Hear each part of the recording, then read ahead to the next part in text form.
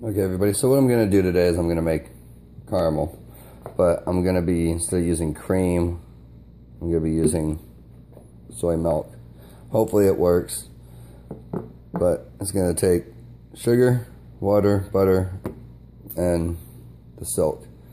So the way you start out making caramel is you take your sugar, you're going to want to put it in your pan. It's about a cup of sugar, and since I'm just making a rough caramel, I'm not trying to make it in a large amount. I'm just trying to see if it's going to work and taste good. I'm just going to use a little bit, and you put your sugar in there, and you take a little bit of water. You don't need much, just a little bit. That's probably enough. It's like 2 tablespoons maybe. Yeah, that'll melt down. It'll start browning out a little bit. Now once it's melted down and browned out some, you cool it and you add the butter and the silk to it. So I'll show you what that looks like also, of course, but for now it's gonna have to wait for this.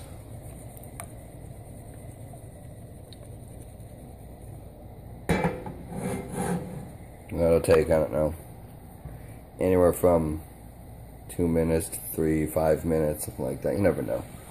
But the less water you keep in it at one time, the quicker you're going to caramelize. But it's not that you don't want to keep adding water to it, but when you do, you want to do it. I'll show you a good little trick. And you see how we've got these sugar crystals that are up on the side that are kind of stuck there. I'll get a few more up there as if they'd been boiling or whatever. Okay, so you've got the sugar crystals on the side. You want to keep those down. You get a small little one of those basters. You start from the top of it and work your way down.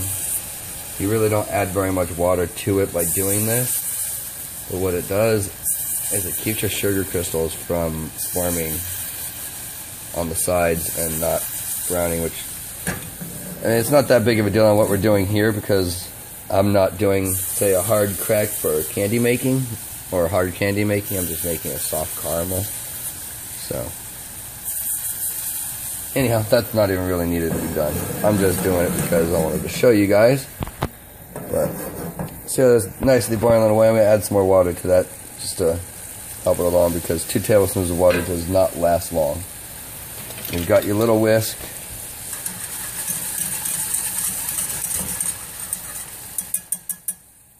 Now high heat's always best for this because it just works better at high heat. You just let it sit. As you can tell, it's already starting to change a little bit of color, or maybe you can tell it's got that almost slightly brown tint coming into it already. So that'll get darker each time you have to add a little water to it.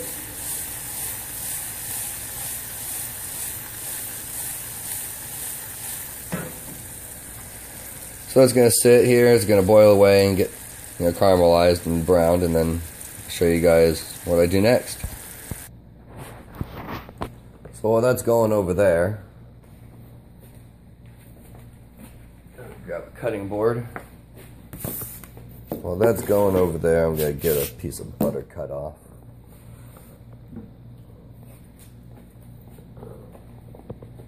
I'm going to probably go with about 1 tablespoon here. It's not really a recipe yet, but it will be if it works. So I went and I cut 2 tablespoons off. That way, if 1 isn't enough, I can just add more.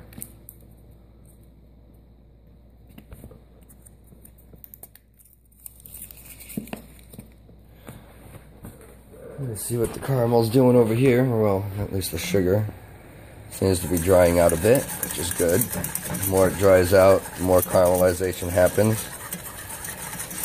But you add the water to it and you get the dark color sometimes, because the sugar caramelizes and darkens on the edges and the bottom of the pan. So when you add the little bit of water back into it, that can cause it to change color rapidly. It's also, this is what I do if I'm trying to make, when I'm making rum for my moonshine. So I'll take like 12 pounds of sugar and I'll caramelize it pretty much just like this. And then once it's, you know, burnt down and I've added a little bit of water to it, and I got that dark caramel color I like, that's when I go and I turn it into an actual mash by adding more water and yeast. So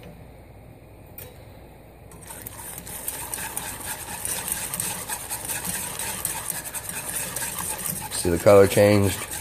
You probably don't, but it's kind of almost a yellow color.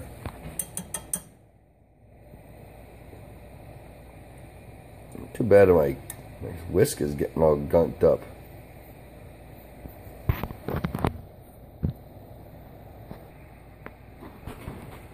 So, I don't know if you can see the steam coming off of it. That's not steam, that's smoke. I stir this, see that? So it's getting that nice dark caramely color. That's that color you're looking for. It's been almost 5 minutes now, so.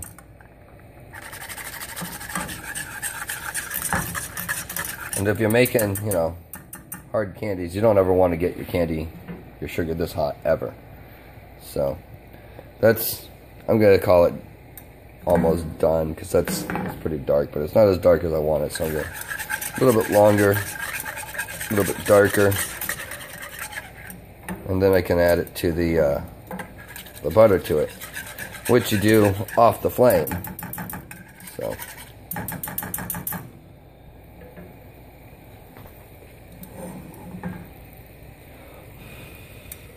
well, that's a lot of smoke coming off. Alright, so it's time for me to turn this off, and I'm going to add 1 of these tablespoons of butter. And mix that in slowly with the whisk. I'm going to move this off the heat completely.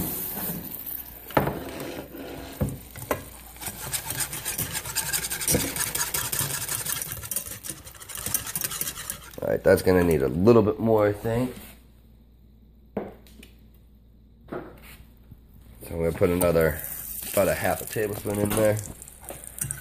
The butter is pretty much what's going to keep this soft. Now you get all that mixed in real well. I mean, this is going to hold heat for quite a while too. And it's dark smelling. I may have left it on there just a little bit too long, because it does continue cooking slightly out to the pan's off the heat. But here's a little bit of the what normally would be cream or whatever, but this time it's not. Ooh, steamy. Alright, seems like it's still working pretty well though, so that's good. I'll add a tiny bit more, so it looks like it still needs a tiny more. Now there's like a tablespoon or so, somewhere right around there, of the soak that I put in there. And then what you would do with this is you'd have to cool it. Which, you know, that's not always something you can do on a countertop like this, which I'm not even going to use this countertop. What I'm going to do is I'm going to pretty much just leave it in there and let it cool itself off. Because I don't have a marble countertop that's nice and cold or anything like that for me to put it on.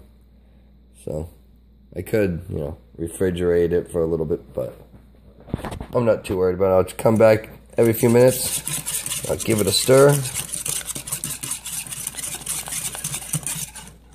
And that'll keep it from getting separated or too solid in one spot. And then in a few minutes I'll show you what it looks like on apple. Alright, so got the caramel cooled off just a little bit, not much. What I want to do, I want to show you how dark it is. It's pretty dark, because I did almost burn the sugar, which is okay. I mean, that just enhances the caramel flavor, but that's a dark caramel. I'm putting it in here because I'm going to give some to the kids when they come home. Hot, but it tastes fine. Definitely burnt. Yep. Looks like I'll have to do that one more time, but without burning the sugar. Because it seems like it's going to work pretty well. As soon as that cools off, I'll know for sure. But it's leaving a good coating. It has more of like the topping of a creme brulee flavor right now because I burnt the sugar. So, but anyhow, I'm going to make another batch real quick and we'll see how that turns out. I won't do it on film, but I'll show you the results. Okay, so this is the second attempt. Came out a lot better. Not burnt. Oh, I didn't add vanilla to it. Let me add some vanilla to it. How much? I don't know. Just a tiny bit. That's probably plenty. Put that in.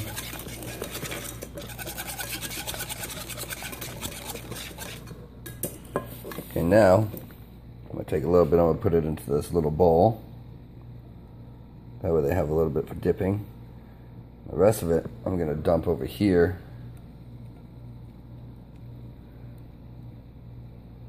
And I'm going to scrape the pan out so it gets fully into there. So I was able to get it all in there. And since I don't want it to all settle on one side over here and be flat, I'd rather it be thicker on one side. I'm just going to prop it up on it like that a little bit so that it pools on one side so I can cut them later. But that doesn't make much difference because I'll be able to fold it in half and make it into a block if I want to. So this will sit here. It'll cool off just a little bit more. But it's, for the most part, ready. Let me turn off my stove that I didn't turn off. Oops. There we go. Alright, so I don't have anything to put the camera on except for this camera stand over here, and it makes it too hard. So alright, so we got one cut there. We got some bits of sugar chunks over here. Alright, so the way I cut them is I'll go straight down the middle just once, and then I leave them side by side, and I'll do 3 cuts on each one down to that point, which is a lot easier when you have 2 hands. So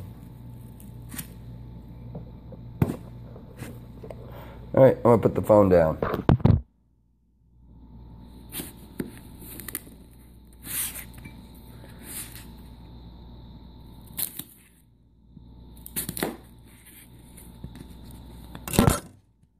Okay, so that done, I get a spoon. Wondering what the spoon's for, right? That little bit of core that's in here, take it right out. So now you've decored it, so you don't have to worry about your kid eating the part that nobody really wants to eat. Let's do that to all of them. Pretty simple.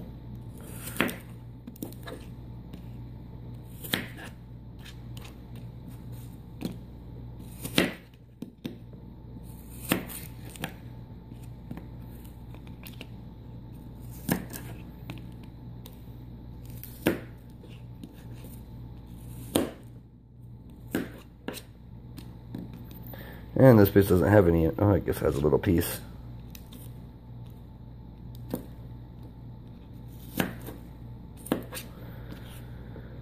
Alright, then I take them and I just stick them around the side, and I'm happy that it worked to make caramel using the soy milk.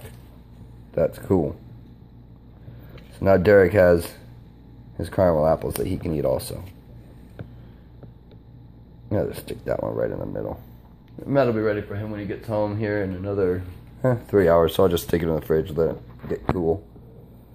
So, hope you all enjoyed learning how to make caramel. There's those only 3 ingredients was the sugar, the water, and the butter, and then 4 ingredients: sugar, water, butter, and soy milk, which you could probably use almond milk just as easy. But there you go, and you can see how thick this caramel is already. It's already thickened up quite a bit. It's holding up that without a problem. So, and it tastes great. So there you go. Hope you all enjoyed.